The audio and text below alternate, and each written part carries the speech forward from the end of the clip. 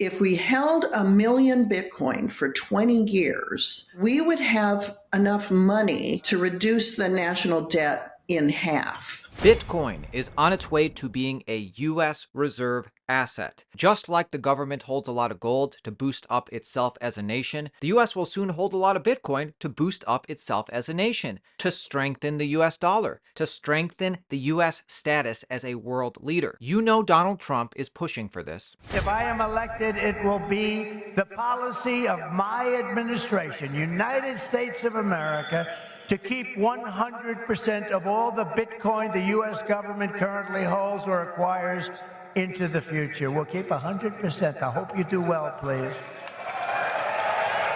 This will serve in effect as the core of the strategic national Bitcoin stockpile. You know Kennedy is pushing for this. I intend, as President of the United States, to sign an executive order on day one, directing the Department of Justice and the U.S. Marshals to transfer the approximately 200,000 Bitcoin held by the U.S. government to the United States Treasury, where it will be held as a strategic asset. On day one as president, I will sign another executive order directing the U.S. Treasury to purchase 550 Bitcoin daily until the U.S. has built a reserve of at least 4 million Bitcoins and a position of dominance that no other country will be able to usurp. Our nation holds approximately 19% of global gold reserves. This policy will give us about the same proportion of total Bitcoin. The cascading impact from these actions will eventually move Bitcoin to a valuation of hundreds of trillions of dollars. Now, you may say to yourself, well, what if Kamala wins? She hasn't said that she's for this. And it's true, Kamala might not be for this. I can imagine what can be and be unburdened by what has been, you know? What if I told you that it doesn't matter what Kamala thinks? The wheels are already in motion. Senator Cynthia Lummis, she's spearheading this. So this was first announced at Bitcoin 2024 Nashville. I was there, I caught this live. In the Senate of the United States, to establish a Bitcoin strategic reserve, a network of secure storage vaults, purchase program, and other programs to ensure the transparent management of Bitcoin holdings of the federal government.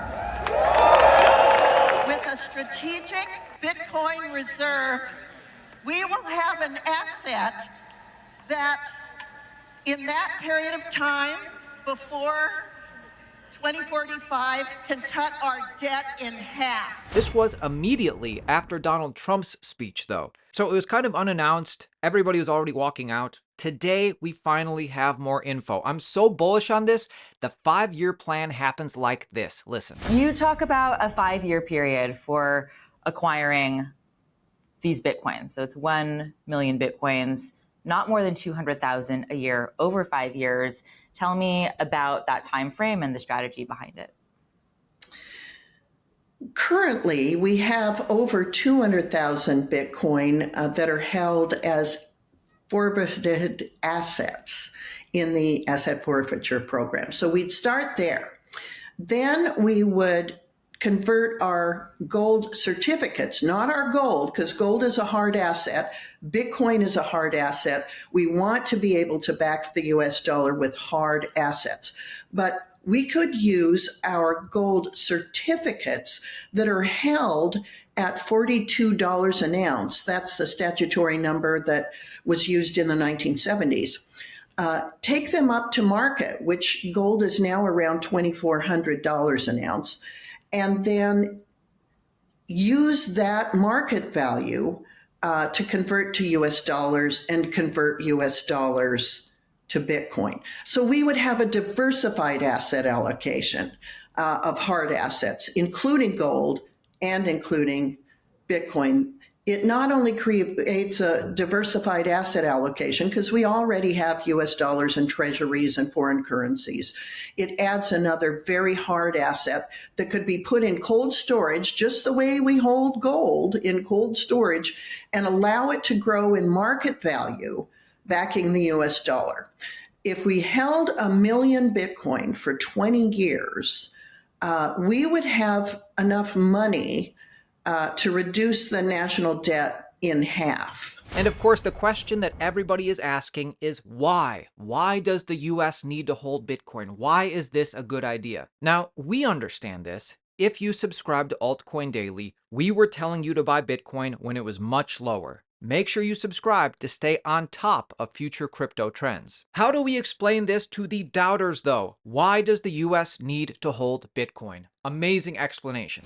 Compared to something like gold, which we know generally is kind of upward moving over time, Bitcoin is a much more volatile asset. Why is it important for the US economy to be holding Bitcoin specifically compared to something like gold or oil? And the answer is because Bitcoin is scarce.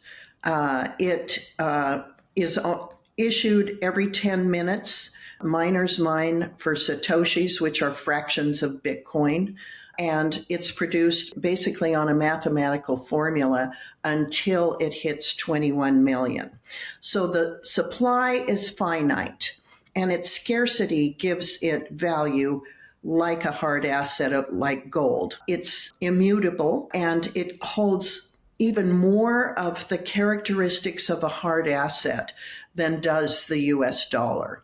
And so from its history, which is now 15 years long, it has grown about 55% per year on average. Yes, it has volatility, but over time, that volatility is even going to start to reduce because of ubiquitous adoption of Bitcoin. There's going to be so many nodes all over the world that keep the whole Bitcoin blockchain from beginning until current on each individual computer. So you can't hack it. And that helps also define it as a hard asset. Look, guys, in my opinion, now is a great time to get into crypto. Higher highs are coming, and rate cuts are coming. The former Fed Vice Chairman Roger Ferguson confirmed this on CNBC yesterday after Jerome Powell's comments.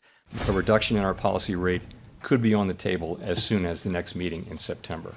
Most people aren't realizing this. We have rate cuts coming. Rate cuts are coming before the end of the year, maybe multiple. Jerome Powell seemed to go out of his way to say that a rate cut in September was not a foregone conclusion, yet that is what the markets believe. What was your takeaway from the press conference and from the statement? Look, I think he went out of his way to say it's not a foregone conclusion, but I also think, frankly, it's far more likely than not. A couple of things struck me in the press conference. One was the revelation that some of the members had actually discussed a rate cut at this meeting, which for me was a bit of a surprise. And secondly, Powell did say that the economy is roughly in balance. And the logic of economy that's roughly in balance, not too hot, not too cold, suggests that you don't really need to have short-term interest rates in restrictive territory. So I think the logic of the argument tends to lean much more towards a higher probability of a cut than maybe Chair Powell was willing to admit yesterday. I'm actually curious, not so much about September, but what you think the rest of the year really bodes, and whether you think we get a second rate cut, and then maybe even if you could start to extend it out farther than that. Well, I think that's right. And so I've been in the camp that, probably two this year, because as I think consistent with what we're just talking about, the dual mandate does come into play. Even one cut of 25 basis points does not take the short-term rate out of restrictive territory. Powell was clear that they weren't thinking of a single cut of 50. One of the reporters asked the question. That does not mean that they're not imagining, if things unfold as they expect, that they'd have two cuts this year. Going further out, we still have a data-dependent Fed, but I could imagine, some further reduction in rates, assuming the economy continues to, come in as expected, with inflation continuing to come down. But as Powell went out of his way to say, it is a data-dependent Fed, so we shouldn't get ahead of the data just yet. But I would say two cuts certainly should be conceivable this year if things unfold as we hope and expect they will. And so Cynthia is introducing this bill now, and it will go into a comment period for several months. We could see this approved in 2025, though. So from 2025 to 2030, the U.S. government stacking Bitcoin. I'm going to file it now so people have a chance to comment on it. So it's more like a discussion draft. It's a new concept to so many people that I want to get feedback about it between now and January, the end of the year. So I don't expect that it will be taken up this year, but it's definitely something that should be taken up next year. We want this feedback. We think that because the Bitcoin community itself understands the technology, which is a neutral technology, it doesn't have anything to do with politics. We think the Bitcoin community is going to understand this and is going to support this. We think people who understand asset diversification and holding things on balance sheets at their current value as that value changes over time will understand this.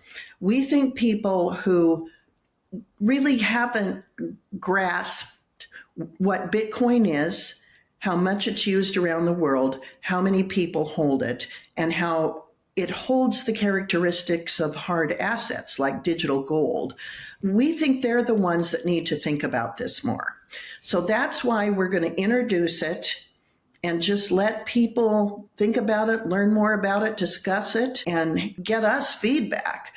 So in 2025, it will have had enough exposure in the public forum to be ready to go. Hey, if you're going to Token2049 in Singapore in September and you want to be a part of a great side event that we'll be a part of, we're going to be part of this. I'm going to leave a link to this in the description. Sign up for this. Join us. This is the side event to be at. Web3 with Toby and Brent. This is going to be so big and so worth it. They're not even plugging it as a side event. They're saying this is going to be the event to be at. But Token2049 is great in general, so hopefully we see you at this. There's never been a better time to get serious about crypto. Subscribe to our channel, join our team. We put out daily videos keeping you informed on everything happening in the space. If you're interested in making money in crypto, subscribe to the channel.